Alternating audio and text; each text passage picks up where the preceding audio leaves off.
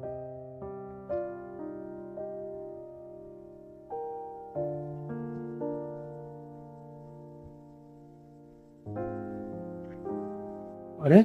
ভাইরা, আবার মন মরা হয়ে বসে আছো?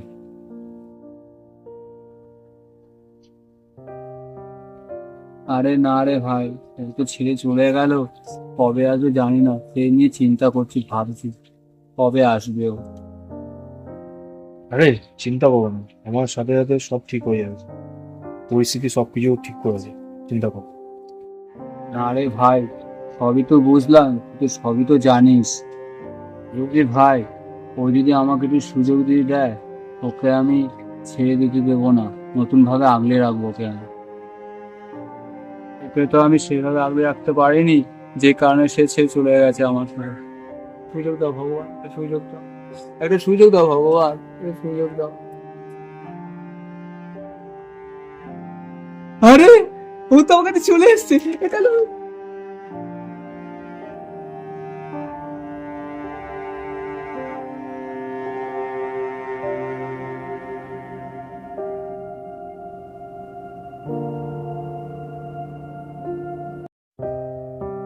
টোকাই তো তার পুরনো ভালোবাসা ফিরে পেল। আশা রাখবো এবং ভগবানের কাছে প্রার্থনা করব, নতুন বছরে যারা যারা ভালোবাসা হোক, কর্মজীবন হোক,